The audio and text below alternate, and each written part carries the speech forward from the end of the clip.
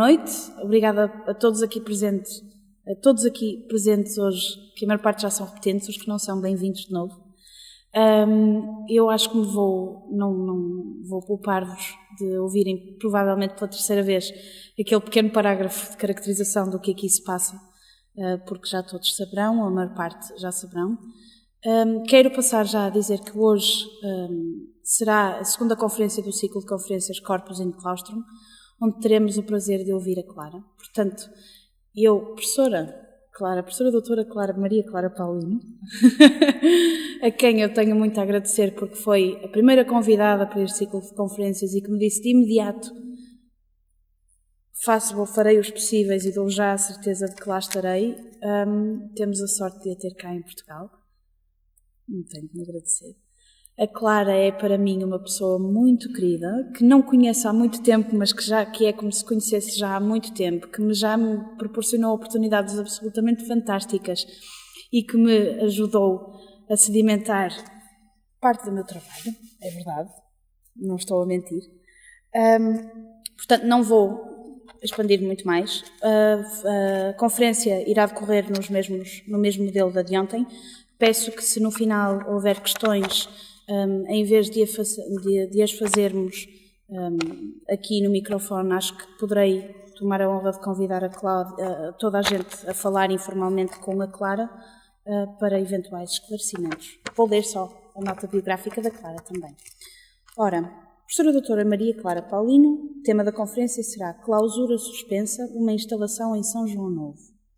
Maria Clara Paulino é professora associada do Departamento de Estudos Interdisciplinares da Universidade de Winthrop, nos Estados Unidos, onde desenvolve atividade docente e de investigação em História da Arte e Crítica de Arte, explorando configurações de interseção entre as artes, a literatura e a história da cultura. É doutorada e mestre em História da Arte pela Universidade do Porto e licenciada em Filologia Germânica pela Universidade de Coimbra. Bem-vinda, Clara. Obrigada. Muito boa noite e fim de tarde e obrigada, Olguinha, por esta introdução. Eu vou ler a minha intervenção porque tive relativamente, normalmente costumo falar, mas desta vez vou ler. E vou tentar utilizar estes... Muito bem, ok. Portanto, aqui vamos. Obrigada por estarem aqui hoje para me ouvir e foi com muito agrado que aceitei o convite para falar sobre a instalação destas peças da jovem Olga Noronha neste espaço tão espantoso, tão bonito e tão cheio de séculos em cima. Portanto, a juventude e o aspecto secular deste ambiente interessam-me, acho muito interessante. Como contributo para esta série de palestras, e porque outros se debruçarão com certeza sobre características arquitetónicas deste espaço e do seu interior, proponho uma reflexão sobre as peças expostas do ponto de vista do diálogo, que me parece transformador em ambos os sentidos, que elas desenvolvem com o ambiente em que agora se encontram, tão diferente daquele para o qual foram, de certa forma, criadas. Penso eu que elas foram criadas para a Moda Lisboa, de coleção Outono-Inverno 2014. Okay.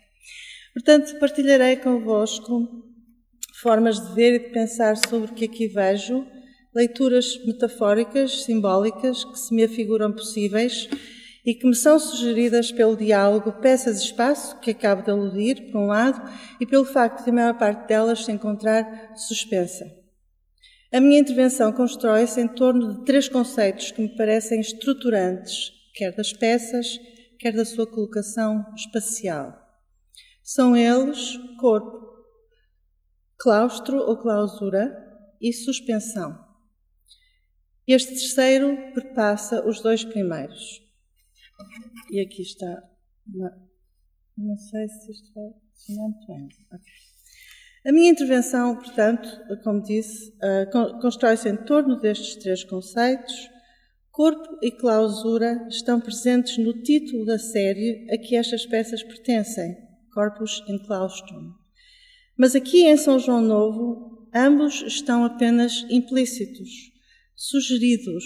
O primeiro, o corpo, pela sua ausência, e o segundo, o claustro e a clausura, por meio de alusão. O terceiro, a suspensão, tem uma realidade bem física, como podemos ver neste espaço, mas multiplica-se também em projeções metafóricas. Estão-me a ouvir? Bem. No momento inicial de encontro com a instalação, afigurou-se-me de forma quase imediata que as peças se projetavam para além dos seus limites físicos e invadiam o meu espaço interior. Suspensas entre a solidez da sua própria estrutura e das estruturas arquitetónicas que as rodeiam e a graciosidade das linhas que desenham no espaço. Suspensas entre a solenidade algo sombria do granito e a leveza aparente do aço iluminado. Entre o consumismo e a efemeridade do mundo da moda, seu referente original, e as preocupações espirituais e de perenidade do seu ambiente atual. Começou então para mim um processo de reflexão, de procura de possíveis formas de organizar o meu pensamento a partir desta reação inicial. E começarei por me debruçar sobre a noção de suspensão. Suspensas fisicamente, estas peças estando também entre contextos de tradição religiosa e de consumismo imediato. Peças pensadas para a moda Lisboa surgem neste espaço interiorizado, contemplativo, ornamentado por pintura e escultura, cuja função é apontar para o que não tem forma, para o que é indizível, inefável. E inevitável, portanto, é a questão para que outras realidades, para que outras interpretações apontam estas peças aqui. Para o que apontam, em última instância, tantas obras de arte que recentemente têm sido expostas em igrejas, quer na Europa, quer nos Estados Unidos. Ao colocar estas duas perguntas em sequência, eu estou já a propor que estas peças de Olga Noronha possam ser vistas enquanto escultura, e disto falarei mais tarde.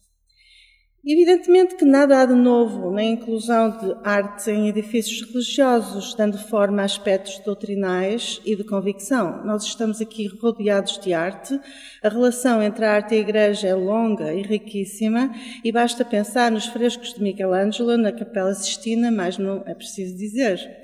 A Igreja continua a ser mecenas das artes, encomendando vitrais, pinturas, frescos, escultura, de vulto redondo, de relevo, de ornamentação arquitetónica, enfim.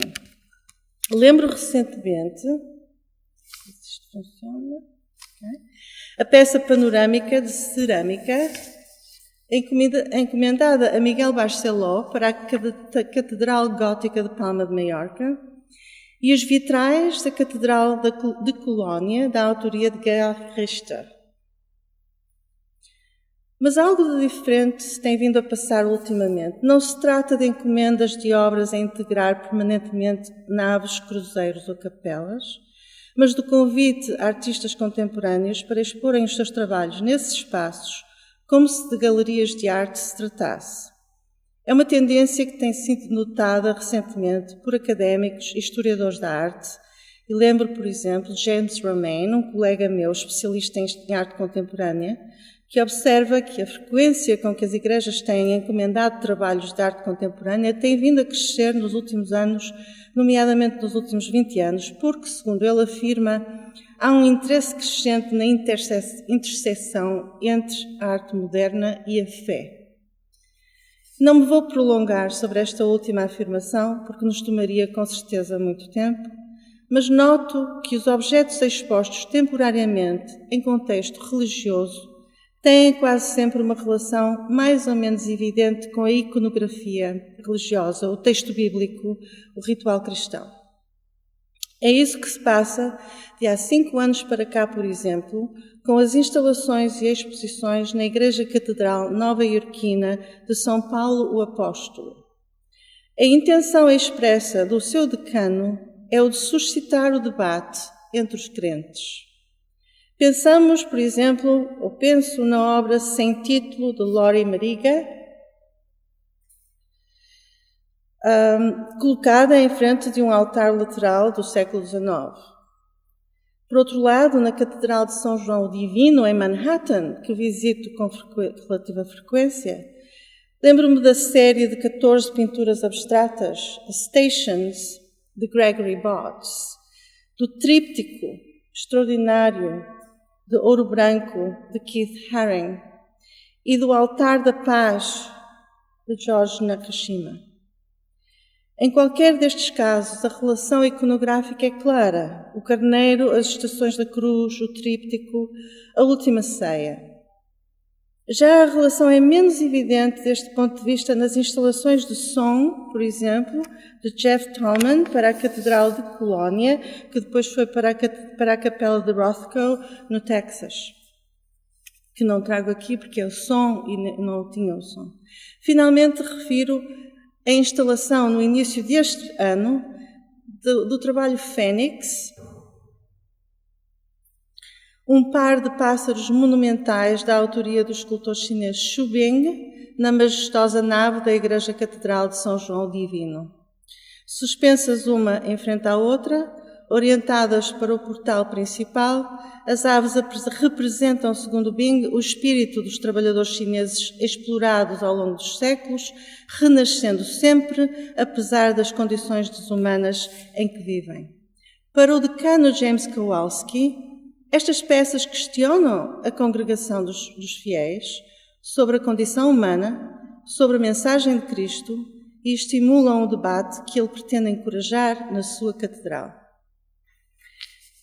E porque tenho vindo a referir obras de arte, penso que é importante mencionar uma segunda instância de suspensão que eu vejo no trabalho de Olga Noronha e que se situa entre um entendimento tradicional da joalharia e a recente expansão dos limites da mesma.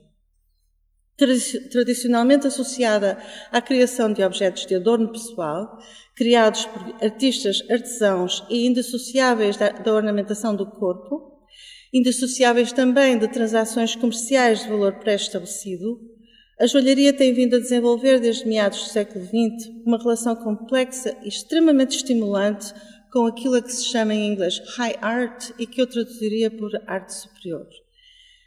Aqui tenho muitas, enfim, é uma designação controversa, mas também não é agora o momento. Mais precisamente, a escultura. Para alguns, a joalharia de arte é algo de incontornável e pacífico, relativamente pacífico. Apelidada de wearable art ou arte usável, ou joalharia de arte, como acabei de referir, encontra-se bem integrada em departamentos de escolas e faculdades de belas artes, onde o seu potencial estético é explorado até e para além das fronteiras tradicionais. É esse ultrapassar da natureza e dos contornos destas fronteiras que aqueles que se opõem à ideia da joalharia enquanto arte superior consideram problemático. Bruce Metcalf é joalheiro, é também escultor, é crítico de arte e escreveu um texto muitíssimo importante, a que me referirei daqui a pouco, só para dizer que, de facto, é uma pessoa a quem se deve prestar atenção. As suas peças de joalharia encontram-se em grandes coleções privadas, museus, por exemplo, o Smithsonian American Art Museum tem muitas peças de Bruce Metcalf, e ele tenta fazer uma definição entre as zonas limite. Qual é a zona limite entre a joalharia e a escultura? O texto em que ele faz intitula-se On the Nature of Jewelry, sobre a natureza da joalharia. E nesse texto ele advoga a ideia de que a joalharia não é nem deve ser considerada escultura. Porquanto mais do que design, ou mais do que o design ou a qualidade do trabalho do artesão, o que a diferencia é a sua particular utilidade social e psicológica. Eu não sigo, desde já esclareço, a mesma linha de pensamento. No entanto, as propostas de Metcalf são suficientemente interessantes e servem ao desenvolvimento deste debate, de forma que vou continuar com elas. Segundo Metcalf, a grande diferença entre joalharia e escultura reside no contacto físico da joia com o corpo. Neste sentido, a joalharia encontrar-se-ia na fronteira entre a escultura e o vestuário, servindo-se de um sistema de códigos milenares para construir subtextos de estatuto social e características pessoais. Nesse sentido, ele vê os resultados da nova joalharia como uma perda, pois à medida que se valorizam os aspectos artísticos formais e que a peça se torna primordialmente veículo da expressão artística, a sua função original de adorno passa a ser vestigial, um mero referente histórico. Portanto, isto é o que diz Metcalfe. Pessoalmente, não me parece que seja esta uma delimitação consistente entre joalharia e escultura, dado que as escolas superiores de belas artes desafiam os limites de joalharia, mas preservam a figura humana, o corpo, como seu locus de referência. E este locus de referência impõe características de escala, de peso e até talvez de potencial expressivo. As peças de Olga Noronha, tal como as de criadores como Guy Bacher, Amy van Leersum e Carolina Broadhead, são nomes sonantes hoje em dia. Inserem-se nesta tendência da joalharia de arte que se aproxima da escultura e que, na minha opinião, é, de facto, escultura e que mantém, por outro lado, o corpo como referencial. Na verdade, as peças aqui suspensas podem ser consideradas como escultura, até mesmo segundo a definição de Metcalfe, porque, de facto, pelo menos neste espaço, elas não tocam qualquer corpo. O aspecto que acabo de referir, o facto de o corpo estar ausente, leva-me a referir uma terceira forma de suspensão, desta feita entre a intenção original, o espaço e as audiências para as quais foram criadas, e a Igreja São João Novo, e esta audiência, e as várias audiências que aqui se vão deparar com estas peças. Xu Beng disse acerca das suas aves, e passo a citar, que elas adquirem significados diferentes conforme o local onde estão instaladas. Aqui, diz ele, referindo-se à Igreja Catedral de São João Divino, têm algo de sagrado. Portanto, algo muda nos objetos com a alteração do contexto. Ambos os elementos, espaço e observador, alteram o potencial significante e simbólico, porquanto o ato de observar modifica o observado. Em física, este fenómeno designa-se tão simplesmente de efeito do observador. Para além disso, o nosso olhar é também diferente, é influenciado pelo espaço em que se encontra e vê, aqui, por exemplo, nestes objetos, algo que noutro contexto possivelmente não veria.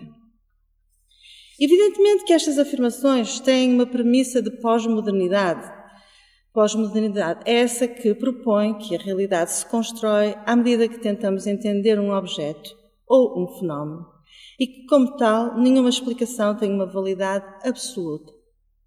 As peças são vistas, acima de tudo, como estímulos de percepção e refletoras de olhares. Nesse sentido, elas contêm tudo, com a sua existência física incontornável, devidamente ancoradas num certo momento histórico, o momento presente, com as características particulares no campo da joalharia que já referi.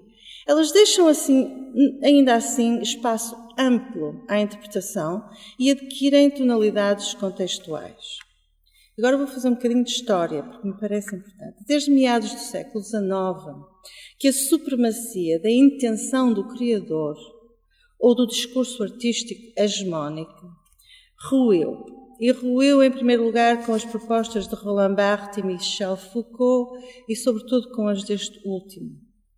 Na mesma linha de ideias, segundo o filósofo e crítico de arte Boris Groys, a tese do filósofo e crítico alemão Walter Benjamin, chamemos-lhe como quisermos, enfim, em alemão seria Walter Benjamin, normalmente chamado de Walter Benjamin, e é assim uma espécie de nome mágico nos meios académicos, quer dos Estados Unidos, quer aqui em Portugal. Quando se fala nesta pessoa, há muitas pessoas que tiram o chapéu, e sim, ele é extremamente importante.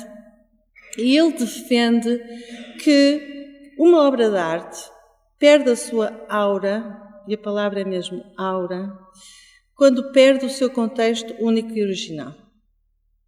Mas, segundo Groys, esta proposta deixa de fazer sentido, e eu concordo, no contexto da cultura contemporânea, em que a imagem muda constantemente de suporte, de formato e de contexto. A preocupação de Benjamin com a questão do original e da cópia ou da reprodução não se enquadra muito bem num mundo em que a mesma imagem passa, num breve instante, de suporte material a suporte digital, podendo surgir como ilustração no ecrã de uma conferência, na TV de uma residência particular ou numa instalação em contexto museológico ao mesmo tempo. Organiza-se, portanto, num jogo muito complexo de deslocações e recolocações, desterritorialização e reterritorialização, desaurização, peço perdão pelas palavras complicadas, mas é mesmo assim, de retirar a aura, não é? Desaurização e reaurização. Porque na topologia das redes atuais de comunicação, criação, tradução e distribuição de imagens, as imagens são constantemente transformadas, reeditadas, reprogramadas e sofrem alterações essenciais com cada mudança. E cada mudança, chego aqui ao ponto principal, afirma Groys, representa uma ruptura essencial, um novo início e o surgir de um novo original. Daí que Benjamin, de certa forma, de facto, enfim. E sob este ponto de vista, os objetos aqui suspensos de Olga Noronha serão simultaneamente os mesmos e não os mesmos que foram vistos na Moda Lisboa. E o espaço em que estamos é transformado pela sua presença. Transformado de uma forma diferente do que aconteceria se isto fosse uma exposição. Não é, é uma instalação. É importante examinar mais de perto a noção de instalação. Na verdade, aquilo a que hoje chamamos de instalação surgiu no período entre as duas guerras mundiais. Mais precisamente, com duas obras fundamentais, uma de Lissitzky, Prune Room, em 1923, e a outra de Schwetzers, Märzbau, em 1933. No entanto, a palavra instalação, surgida num contexto artístico, foi utilizada pela primeira vez nos anos 60, em revistas como Art Forum, Arts Magazine e Studio International. Na altura, denotando tão simplesmente a forma como os objetos de arte se encontravam colocados num determinado espaço. Era uma designação neutra, um aspecto que era muito importante para os minimalistas que na altura estavam a dar os primeiros passos e que rejeitavam os ambientes expressionistas dos seus precursores, como, por exemplo, Claes Oldenburg, estou-me a lembrar de Alan Caprow. Portanto, estavam claramente contra o expressionismo desse espaço. Um salto para os anos 90 e vemos que a instalação se transformou em algo de muito bem aceite, está materializada em obras de grande impacto que enchem os museus. E, portanto, perdeu, nessa altura, e para alguns, perdeu bastante, a carga inicial de resistência contra o status quo. Já mais recentemente, adquire, por vezes, características de espetáculo, como é o caso da Marcias de Anish Kapoor, que está na Tate, é uma turbina. Como é fácil de verificar, o conceito de instalação tem passado por várias fases, os seus contornos são fluidos, contém uma grande variedade de formas que vão desde o espaço criado especificamente para determinadas peças, criando aquilo a que se pode designar de experiência imersiva, portanto, a pessoa chega e entra naquele espaço, que é todo ele um conjunto, até às situações em que o público é chamado a participar ativamente na criação do significado da própria instalação. Apesar destas diferenças, todas as instalações têm em comum características que, a meu ver, se encontram evidenciadas neste espaço em que nos encontramos. Uma delas é o facto de a instalação transformar o espaço apropriando-se do mesmo, convidando o público a experienciá-lo como parte da obra total que passa a integrar. O espaço passa a constituir material e suporte, como noutras formas artísticas o são a tela e o bronze.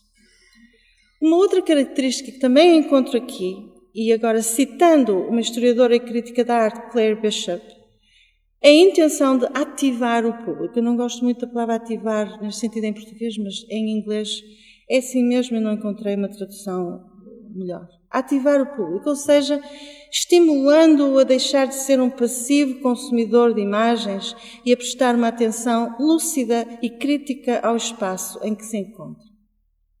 Uma outra característica ainda, e aquela que para Bishop caracteriza a instalação de qualidade, é um certo antagonismo das peças em relação ao ambiente em que se encontram. Algo a que se chama de fricção de peças, entre peças e contexto. Uma resistência à pressão organizativa que o contexto, o ambiente, o espaço, a arquitetura tenta sempre impor às peças e em relação ao qual as peças contrapõem a sua própria lógica.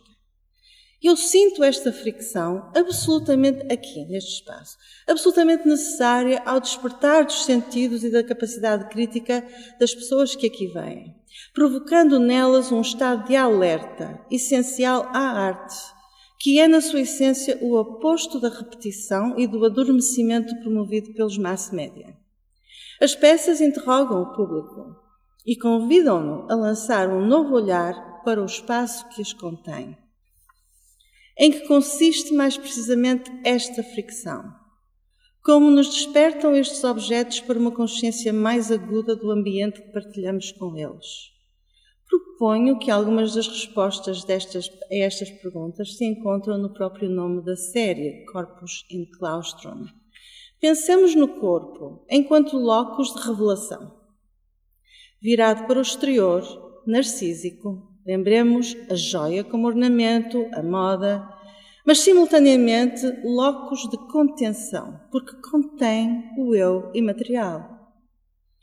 Consideremos esta dicotomia e vejamos como a um nível mais profundo ela é apenas aparente. Porque a dicotomia, a oposição, o maniqueísmo têm sempre um caráter de expediente. São úteis ao ser humano. Permitem-nos surfar mais facilmente nas correntes do dia-a-dia. Mas não são instrumentos finos, instrumentos capazes de nos ajudar a navegar nas subtilezas da nuance ou a mergulhar nas águas profundas do real, onde os opostos tantas vezes coexistem num paradoxo que harmoniosamente os contém. Num exemplo muito imediato, muito liminar, consideremos que, na verdade, a chamada de atenção para o corpo por meio de uma peça de joalharia, por exemplo, pode desviar intencionalmente o olhar de certos aspectos do mesmo corpo que se pretendem esconder. A joia, portanto, revela e esconde ao mesmo tempo. Numa análise um pouco mais profunda, consideramos que o corpo, normalmente sinónimo de materialidade, está aqui ausente. Não sendo essa a intenção inicial por parte de Olga Noronha, a verdade é que, e indo ao encontro da afirmação feita atrás sobre a transformação do objeto em resposta a um novo contexto, na passagem das peças para este espaço, foi abandonado o conteúdo e reteve-se apenas as estruturas invólucro que desenham, no máximo, linhas de contorno. Não posso deixar de notar neste aspecto uma fricção interessantíssima entre o horror váqueo ou o horror do vazio que caracteriza o barroco e o vazio assumido das peças. Não esqueçamos, porém, que a mente humana, e sobretudo a mente ocidental, tende a preencher espaços vazios, que nos parecem aguardar que os preenchamos com todo o tipo de projeções simbólicas. Enquanto o espaço da Igreja, com o seu rico interior, nos dirige o pensamento, o espaço definido pelas estruturas metálicas destas peças deixa-nos livres para conjecturar. Pessoalmente, a imagem mais forte que se me apresenta é a do seguinte paradoxo: corpo imaterial. E é-me impossível não pensar na afirmação de Paulo de que a Igreja é o corpo místico de Cristo e de que em cada um dos seus membros se corporiza o mistério. A fricção entre expressões de preenchimento e expressões de vazio é, afinal, algo de superfície. Ambas apontam para o inefável. E estas peças agudizam a nossa consciência da mensagem paradoxal de um Deus materializado e ajudam-nos a reconsiderar o simbolismo de tudo o que nos rodeia aqui. Na verdade, estou-me a aproximar do fim, a fricção é explorada por Olga Noronha em vários dos seus trabalhos e, muito especialmente, em Conflict, Rejection, Attraction e Conflict, Rejection, Attraction 2, em que a ciência, o design, a estética e a ética se entrelaçam e a joia, como adorno do corpo ostensivamente visível, é colocada no seu interior, tornando-se invisível. A inversão que Olga Noronha conscientemente explora nestas séries encontra-se também em Corpus in Claustrum. Para além de ausente, o corpo está in claustrum. Penso no convento da Ordem dos Ermitas de Santo Agostinho, que se implantou aqui em inícios do século XVII, no que era então a freguesia de São João Belmonte. Convento, ermita, claustro, clausura, falam-nos de recolhimento, isolamento, silêncio. Mas no silêncio, tal como na ausência, pode ocorrer revelação. No silêncio, há uma escuta muito particular do inaudível. A intenção última do recolhimento é, tantas vezes, a revelação do que está para além da percepção imediata. E, no caso do místico, a revelação e comunhão divinas. O paradoxo, portanto. Assim, chega ao fim, quer na procura de um corpo que se constrói a partir de imagens internas, quer na escuta silenciosa da clausura, a revelação acontece sempre na suspensão de dicotomias, na zona entre opostos, na zona entre palavras, entre a inspiração e a expiração, enfim, no entre-espaço, onde tudo existe em potência. O vazio e o silêncio contêm promessas, e são promessas que eu presinto nas peças de Olga Noronha.